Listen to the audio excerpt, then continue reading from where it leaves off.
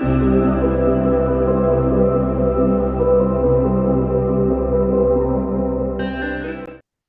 que bienvenidos a otro expreso bíblico en Teología para la Vida. Y bueno, hoy vamos a estar meditando en el capítulo 20 de Hechos. Ahora, para poner en contexto un poco, el Hechos 19 nos habla acerca de Pablo en Éfeso y cómo Demetrio y otros que trabajaban el oficio de plateros y que hacían en una palabra ídolos con sus manos, ven en Pablo una amenaza.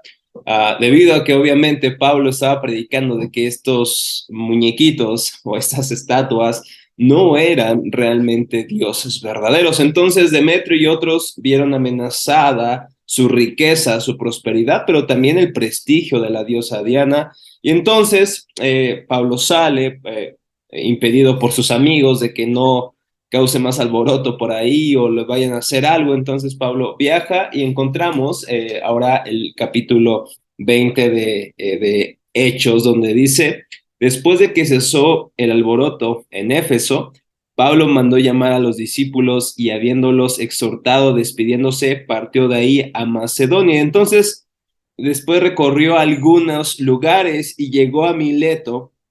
Y entonces dice Lucas, y el primer día de la semana, cuando estábamos reunidos para partir el pan, Pablo les hablaba pensando partir al día siguiente y prolongó su discurso hasta la medianoche. Aquí podemos ver, y es un breve comentario nada más, que ellos se reunieron el primer día de la semana. Esto se refiere al domingo.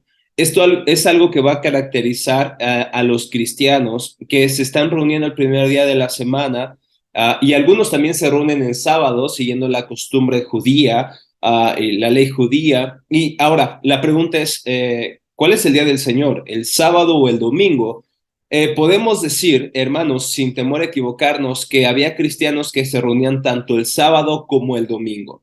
Si tú conoces una iglesia que por alguna razón se reúne el sábado, no tienes por qué menospreciarlos. De hecho, tengo algunos amigos pastores que por causas quizá del lugar donde ellos están, del horario, se reúnen los sábados y no hacen a un lado a aquellos que se reúnen el domingo. Sin embargo, sí tenemos que decir que la costumbre de la iglesia, y parece que la resurrección de Cristo marcó una pauta para que los cristianos celebraran su resurrección y se juntaran los domingos para celebrar la Santa Cena, compartir los elementos para recordar el sacrificio de Cristo. Y aquí podemos ver este indicador. El primer día de la semana, Pablo se reúne con la iglesia, platica con la iglesia y alargó su discurso hasta la medianoche.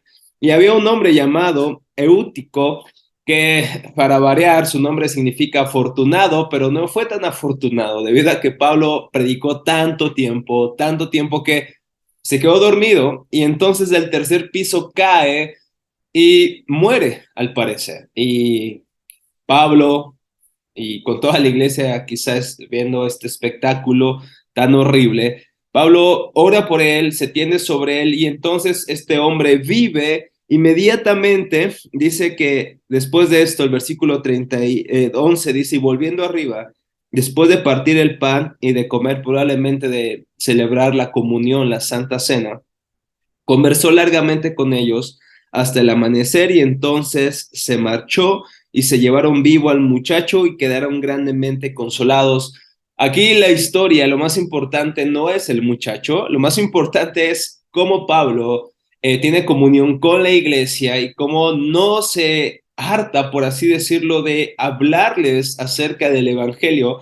Y podemos ver que su discurso se alargó a la medianoche después de que este hombre, este chico, cae y se levanta, continúa su discurso, continúa hablándoles a ellos, continúa animándoles en el evangelio hasta el amanecer. Literalmente amanecieron charlando, animándose, exhortándose en el evangelio. El historiador Lucas no nos da detalles de sus pláticas. Lo que sí nos dice es que Pablo no se cansaba de animar, de exhortar a la iglesia del Señor. Entonces, versículo 13: entonces nosotros, adelantándonos a tomar la nave, zarpamos para Asón con el propósito de recoger ahí a Pablo, ya que Pablo tenía que pasar por tierra. Y entonces al siguiente día, versículo 15, llegamos a Mileto. pero porque Pablo había decidido dejar a un lado a Éfeso para no detenerse en Asia, pues se apresuraba para estar, si le era posible, el día de Pentecostés en Jerusalén. Y desde ahí, desde Mileto, mandó un mensaje a Éfeso y a los ancianos de la iglesia para que vinieran a él. Y ahí va el versículo 18. Cuando vinieron a él, les dijo: vosotros bien sabéis cómo he sido con vosotros todo el tiempo desde el primer día que estuve con ustedes en Asia. Y aquí ahora empieza Pablo a despedirse, por así decirlo, de estos ancianos de Éfeso, aquellos ancianos que él había designado por medio del Espíritu Santo como obispos, como supervisores, como dice la NTV, de la iglesia del Señor. Y entonces Pablo pensaba que era la última vez que vería a estos hombres, por lo tanto es que pide que se reúnan en Mileto. Y ahora lo que quisiera hacer con ustedes, hermanos, es que pongamos atención al discurso, a las palabras que el apóstol Pablo les dirige a la iglesia o a los ancianos de Éfeso. Aquí creo que podemos aprender demasiado y es por eso que he decidido titular este mensaje: cuida de ti mismo y de la iglesia. ¿Por qué razón? La razón es la siguiente. Y entonces Pablo dice: ustedes saben cómo me he conducido. Su vida no era un secreto, su vida era pública, su vida, lo que él vivía en privado como en público, era bien conocido por las personas. Y lo que pasa Pablo a decir es recapitular de lo que él está hablando. Versículo 19. Estuve sirviendo al Señor con toda humildad y con lágrimas y con pruebas que vinieron sobre mí por causa de las intrigas de los judíos. Primero podemos ver esto, que Pablo sirve al Señor con toda humildad y con lágrimas. No es un servicio indiferente. La predicación de Pablo no era una predicación falta de corazón. El servicio y la predicación de Pablo fue con humildad de corazón y con un corazón realmente enternecido por la audiencia y por los hermanos a los que él predicaba. Pablo no solamente era un ministro profesional o un orador profesional, era un hombre que literalmente estaba entregando su alma y corazón para la iglesia.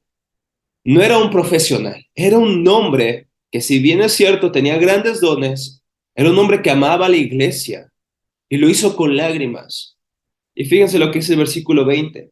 Como no rehuí declarar a vosotros nada que fuera útil y de enseñaros públicamente y de casa en casa, testificando solemnemente tanto a judíos como a griegos del arrepentimiento para con Dios y de la fe en nuestro Señor Jesucristo. ¿Por qué puedo decir que Pablo no era meramente un profesional? Porque Pablo no rehuyó, como dice la NTV también, no se echó para atrás al declararles todo el consejo de Dios, todo lo que ellos necesitaban escuchar. Pablo no dijo: voy a hablar ciertas cosas porque otras cosas pueden ofender a mi audiencia. No, Pablo dice: no huí de declararles todo el consejo de Dios, no huí de declararles todo lo que ustedes necesitan saber. Y esto es precioso, porque el corazón de Pablo no estaba ahí con la iglesia de Éfeso y con cualquier otra iglesia por el placer o en un sentido para buscar ganancia o para caerles bien. Pablo lo que quería era edificar sus almas. Por eso es que no huía declararles todo el consejo de Dios, testificando solemnemente, dice Pablo, tanto a judíos como a griegos, que se arrepintieran y tuvieran fe en nuestro Señor Jesucristo. Pablo, el centro de su mensaje, a pesar de que les habló de todo el consejo de Dios, el centro, el clímax, por así decirlo, de la predicación y del ministerio del apóstol Pablo fue el evangelio, fue la fe en nuestro Señor Jesucristo, y es lo que nosotros estamos llamados a proclamar, ya sea que tú seas un predicador o que seas un hermano que está predicando en cualquier lugar donde él está, sin necesariamente quizá tener un cargo eclesiástico, pero todos los cristianos estamos llamados a predicar el evangelio, y es el evangelio el poder de Dios, no es nuestro testimonio, no son nuestras anécdotas, es el evangelio el que es capaz de cambiar los corazones de un lugar como Éfeso. Y como podemos ver en el versículo 18, versículo 19 también, podemos ver que Pablo en Éfeso, en su predicación, se creó una revuelta de tal manera que muchos quedaron trastornados, cambiados en su corazón, esa es la palabra, y incluso amontonaron una pila de libros de artes mágicas, de brujería, y las quemaron en arrepentimiento por la predicación del Evangelio. Y el Evangelio es el que cambia, transforma nuestros corazones nuevamente. No es nuestro carisma, no es nuestro poder de oratoria, no es nuestro rigor académico, no es la agudeza intelectual. Lo que transforma a las personas es la predicación del Evangelio únicamente. Y es por eso que Pablo dice, yo les prediqué del arrepentimiento para con Dios y de la fe en nuestro Señor Jesucristo. Ese era el mensaje de Pablo. Pablo sin duda tenía mucho más que decir, tenía conocimientos en filosofía griega, etcétera, pero Pablo en otra ocasión a los corintios les dice, me propuse no saber otra cosa entre ustedes, sino a Jesucristo y a este crucificado. Ese es el centro del mensaje de Pablo, es el centro del mensaje de los apóstoles, ese es el centro del mensaje de todo hombre y mujer de Dios que proclama el evangelio donde quiera que nos encontremos. Ahora bien, versículo 23, dice, 22, dice, y ahora, he aquí yo atado en espíritu voy a Jerusalén, sin saber lo que allá me sucederá, salvo que el Espíritu Santo solemnemente me da testimonio de que en cada ciudad diciendo que me esperan cadenas y aflicciones. Y me encanta el versículo 24. Pero en ninguna manera estimo mi vida como valiosa para mí mismo, a fin de poder terminar mi carrera y el ministerio que recibí del Señor para dar testimonio solemnemente del Evangelio y de la gracia de Dios. Este versículo es increíble porque Pablo dice, el Espíritu Santo está testificando en mi corazón que donde quiera que yo vaya, en cada ciudad, sin saber exactamente lo que va a suceder, lo que sí va a suceder es que me esperan aflicciones y cadenas. Pero dice Pablo, ¿qué voy a hacer? ¿Me voy a esconder? ¿Voy a rehuir el llamado de Dios? Al contrario, dice, no estimo, en ninguna manera estimo mi vida como valiosa para mí mismo. En otras palabras, mi vida no es muy valiosa para mis propios fines, pero sé que es valiosa para el llamado que Dios me ha dado. Por lo tanto, no importa lo que venga, no importa lo que acontezca en Jerusalén o cualquier otra ciudad, con tal de terminar la carrera y el ministerio que el Señor me ha dado para dar testimonio del evangelio de la gracia de Dios. En otras palabras, no importa que en mi cuerpo sufra penalidades, hambre, angustia, soledad, aflicciones, tribulaciones, con tal de que yo cumpla el ministerio del Señor. Y qué precioso, hermanos, que podamos ver que lo más importante de nuestras vidas no son nosotros, no es nuestra vida, es la gloria de Dios, es que nuestras vidas sean desgastadas para la gloria de Dios. Es lo que Jesús dijo, aquel que quiera salvar su vida, la va a perder, pero aquel que la pierda por causa de mí, del Evangelio, la hallará. ¿Qué es lo que quiere decir Jesús y que entendió el apóstol Pablo? Que si tratamos de vivir nuestras vidas centrados en nosotros mismos, tratamos de que todo nos beneficie, que todo sea para nuestro placer, para nuestra propia gloria, al final de cuentas perderemos nuestras vidas. No viviremos nuestras vidas como deben de ser vividas, no, incluso me atrevo a decir, no las disfrutaremos como pudieran ser disfrutadas, a menos que digamos, Señor, aquí está mi vida, haz con ella lo que tú quieras. El apóstol Pablo la desgastó en el ministerio de la predicación y quizá tú también tengas ese llamado, pero si tu llamado es ser un médico, si tu llamado es ser un artista, si tu llamado es ser un músico, si tu llamado es ser una ama de casa, si tu llamado es ser un empresario, un comerciante, desgasta tu vida ahí para la gloria del Señor. Procura y cuida tu corazón de estar trabajando solamente para ti mismo, para tu placer, para tu gloria, para tu propio reino, sino que puedas poner al servicio de los demás tu trabajo y puedas glorificar ahí a Dios. No te preguntes esencialmente qué puedo sacar de mi trabajo para mí mismo. La pregunta es cómo puedo glorificar a Dios para que mi vida sea desgastada para el bien de otros y para su gloria, para el avance de su reino. Tenemos que luchar contra la cultura egoísta en la cual vivimos, en donde nuestro principal objetivo es nuestra propia felicidad. Mis hermanos, si trabajamos para nuestra propia felicidad, déjame decirte, no encontrarás la felicidad, pero si trabajas para la gloria de Dios, si pones tu vida para la gloria de Dios, para desgastarte y ser consumido para Dios en la vocación que Él te ha asignado, en el llamado que Él te ha dado, entonces, mi hermano, déjame decirte algo. Vivirás feliz y dichosamente para la gloria de Dios. La única forma de encontrar plenitud y felicidad no es vivir para ti mismo, es vivir para aquel que sí puede darte felicidad, que es Dios. Nuestra santidad y felicidad no están peleadas. Si bien no vamos a encontrar una felicidad plena en esta vida, nos espera una dicha eterna para el Señor. Y me encanta cómo lo define el Catecismo Menor de Fe de Westminster. ¿Cuál es el fin principal del hombre? El fin principal del hombre es glorificar a Dios y gozar de Él por toda la eternidad. No está peleada la gloria de Dios y nuestra felicidad, pero no empezamos con nuestra felicidad. Comenzamos en la gloria de Dios. Al darle la gloria a Dios, es que nosotros empezamos a encontrar la plena realización de nuestros corazones y su satisfacción solamente descansa en Dios. No en nuestro trabajo, no en nuestra gloria, no en nuestro éxito personal, no en nuestros sueños egoístas, sino al disponer nuestras vidas y corazones para la gloria de nuestro Dios. Y Pablo por eso dice, para mí, la vida no es tan valiosa, mi propia vida para mí mismo, pero para la gloria de Dios, aquí está, y que termine mi carrera, y que cumple el ministerio del evangelio de la gracia del Señor. Mis hermanos, que el Señor transforme nuestros corazones, y lo digo por mí mismo, que el Señor transforme mi corazón egoísta en un corazón que quiera ser desgastado para Él y su gloria, que el Señor destruya nuestro egoísmo y nos traiga un amor genuino por Él y por su obra, en donde quiera que estemos nuevamente. Lo repito, no necesariamente tienes que ser un predicador para renunciar a tu propia gloria y vivir para la gloria de Dios. Ahí donde tú estás, en el ministerio, vocación, llamado que Dios te ha dado, ahí tú puedes servir y desgastarte para la gloria de Dios.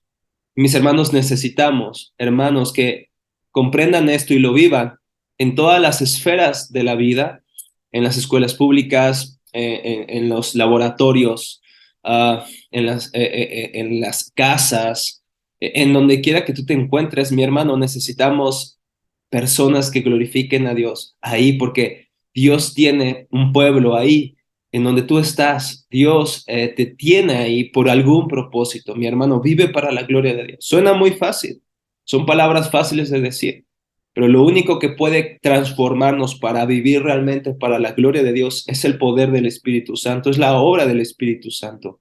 Así que no te canses de orar y pedirle un corazón para su gloria. Y lee las Escrituras, que el Señor te empape, nos empape de este deseo de vivir y desgastarnos para Él. Y fíjense lo que dice el apóstol Pablo. Y ahora, siguiendo su discurso, y ya terminamos con estos hombres ancianos de la iglesia de Éfeso. Y ahora he aquí, yo sé que ninguno de vosotros, entre quienes anduve predicando el reino de Dios, volverá a ver mi rostro. Esto Pablo lo comenta, pero ciertamente más adelante los vuelve a ver. Pero Pablo pensaba que ya no había otra oportunidad. Versículo 26. Por tanto, os doy testimonio en este día de que soy inocente de la sangre de todos. ¿Por qué Pablo es inocente? Pues no rehuí declarar a vosotros todo el consejo, todo el designio, todo el plan de Dios. La palabra es bulén, que significa designio, todo el consejo, todo el plan de Dios. ¿A qué se refiere Pablo? Pablo dice, yo soy inocente debido a que les prediqué todo el consejo de Dios. Y popularmente hemos quizá abrazado la interpretación de que se refiere a todo el Antiguo Testamento, toda la palabra de Dios que en este momento los cristianos tenían. Pablo la había predicado sin rehusar a escoger ciertos textos que quizá iban a ser un poco conflictivos, dijo, me los paso, no. Pablo predicó todo el consejo de Dios, así cada predicador y cada pastor de cada iglesia no debemos rehusar a predicar todo el consejo de Dios, aunque ciertos pasajes nos pueden parecer conflictivos y muchas veces confrontan nuestro pecado, y precisamente por eso es que hay que predicarlos, porque confrontan nuestro egoísmo, confrontan nuestra idolatría, confrontan nuestro pecaminoso corazón. Y Pablo dice, soy inocente. Y por último, Fíjense lo que es el versículo 28 y me encanta. Tened cuidado de vosotros. Número uno, tengan cuidado de ustedes y de toda la grey del Señor, en medio de la cual el Espíritu Santo los ha hecho obispos para pastorear la iglesia de Dios, la cual él compró con su propia sangre. ¿Cuáles son las palabras finales de Pablo? Cuiden de la doctrina, cuiden de que sean sanos en su doctrina. No, antes de eso les dice, cuiden de ustedes, cuiden de su corazón, cuiden de su carácter, cuídense en su vida privada, cuiden su vida, cuiden lo que ustedes son y después cuiden a la iglesia, pero no pueden cuidar a la iglesia si primero ustedes no cuidan de su propio corazón, de su comunión con Dios, de su carácter. Mis hermanos, porque es bien cierto que la obra de Dios depende de Dios únicamente, de la obra del Espíritu Santo, pero Dios ha querido usar a personas, a hombres que puedan entregar sus vidas al ministerio, pero no podemos vivir y cuidar a la iglesia del Señor, la cual Él compró con su propia sangre, si no cuidamos de nuestros propios corazones. En otra ocasión, Pablo dice a Timoteo, en 1 Timoteo 4:16, 1 Timoteo 4:16, escribiéndole al joven pastor, de hecho, de la iglesia de Éfeso, parece que Pablo está recordando estas palabras. 1 Timoteo 4:16 dice lo siguiente a este pastor joven: ten cuidado de ti mismo y de la enseñanza. Nuevamente tenemos aquí en primer lugar, ten cuidado de ti mismo y después de la enseñanza. Ten cuidado, sí, de la doctrina, sí, de lo que enseñas, pero no vale de nada que tengamos una ortodoxia sana, una doctrina saludable, si nuestras vidas no están transformadas por esa doctrina. Por lo tanto, Pablo se preocupa y deberíamos preocuparnos por nuestras vidas.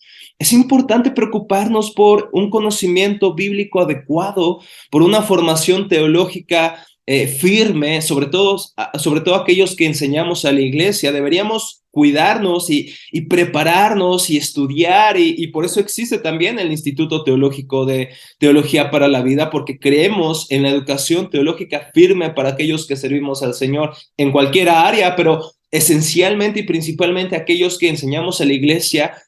Pero lo más importante no es tu mente. Lo más importante es tu integridad, nuestro propio corazón.